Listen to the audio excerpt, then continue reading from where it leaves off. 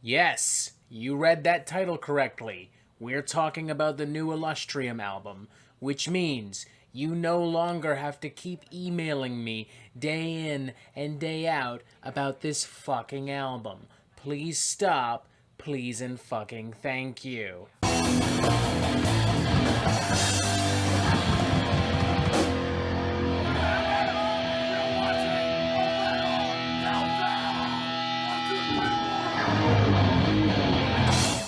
A Monument to Silence is the third studio album from American technical and progressive death metal band Alustrium, or as some of you would call it, the greatest album in the history of mankind ever, period, end of story. I mean, sweet Kentucky fried fuck, guys. You are going absolutely, genuinely apeshit over this thing. I swear to God, I have received like 3 emails every day for the past 4 weeks demanding that I review this album. At least 3, may I add. That's like a nice average round number. And it's not just y'all fanboys either. It's critics as well. We've seen glowing reviews from quite a few people, namely Metal Trenches and the Metal Triss, the latter of whom gave this a 5 out of 5, a perfect score, and called it an early contender for Best Album of 2021. But first, we need to address something, the elephant in the room, if you may, the plain and simple fact, at least from my perspective, that y'all overhyped the ever-living fuck out of this. Now, don't get me wrong, folks, there's absolutely a lot of really cool and interesting stuff happening on this record. I'll go as far as to say that this is probably the most interesting thing I've heard out of Unique Leader Records in a very long time. But respectfully, no, it is not the best metal album of the year. It is not the best death metal or even mellow death or tech death album of the year. It is not a perfect record. It is not a blessing from the gods or the greatest fucking thing since sliced bread. It's a really, really, really good fucking record, but y'all need to chill the fuck out. You guys do this all the fucking time. It's Necrot and Nervosa all over again.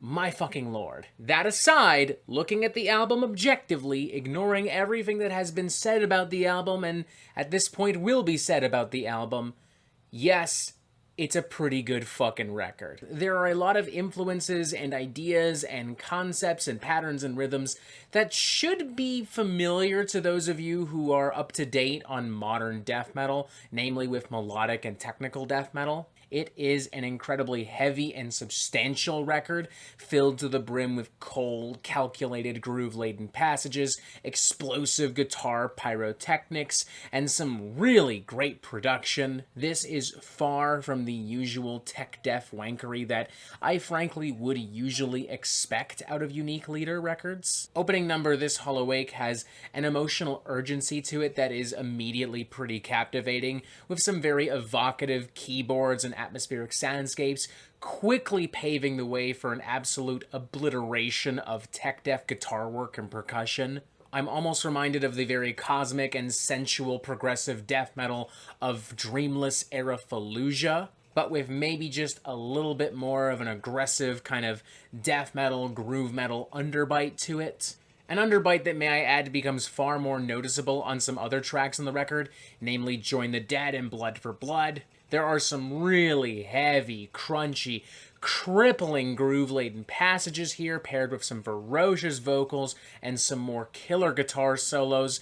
I'm reminded of like some long-lost fusion of like the most aggressive Lamb of God and the most melodic Black Dahlia Murder material. Longer cuts like The Accuser and the album's title track, A Monument to Silence, definitely hit upon a lot of the same notes, but they're also a lot bigger, a lot bolder, a lot more dynamic, without overwhelming, without overcomplicating anything, with Alustrium clearly channeling some of the most accomplished works from like The Faceless, Rivers of Nile, Shadow of Intent. I may have never reached a significant point where I was blown away by this record, like so many of y'all clearly are, but I was thoroughly invested in what was happening and thoroughly enjoying myself. I am especially impressed by the production and the sound mixing here.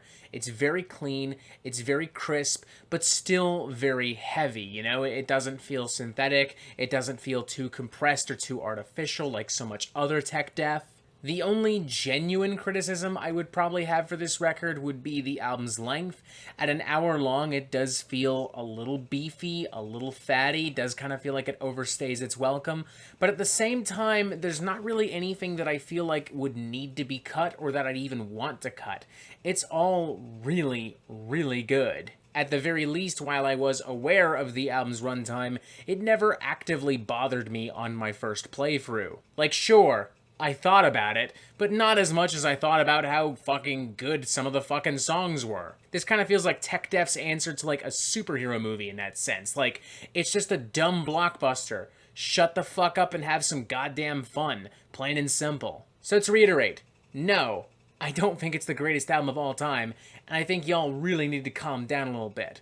But it is definitely very fun and very well made, so I will give this a very enthusiastic 3.5 out of 5. I think it's safe to say that anyone who loves modern death metal and loves any of the bands we've name-dropped so far in this video is going to love the ever-living shit out of this. Same would go for any metalhead that's just looking for a barrage of in-your-face, brutal technical metal. It is a fiery, explosive display of badass shredding, badass percussion, and some really great vocal work, and it's produced with the professionalism and the humanity that I would expect from, well, any of the bands we've mentioned so far in this video. I'm just ultimately not really seeing or feeling whatever element it is that is pushing Alustrium to the levels of adoration they are currently experiencing. And with that thought in mind, I'd like to say to those of you who have been listening to this acclaim non-stop like myself, and as such,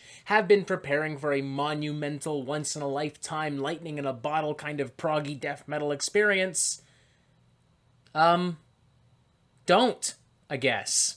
Just try not to let the hype get to your head. Try not to let it influence how you ultimately feel, because with all due respect, I kind of feel like that's exactly what has happened, at least for a select few. But once again, looking at it objectively, hype aside, it's still a damn good album, and I would still highly recommend it to anyone looking for a bunch of killer fucking riffs and a bunch of killer fucking solos and beatdowns. So, 3.5 out of 5, a damn enthusiastic one at that.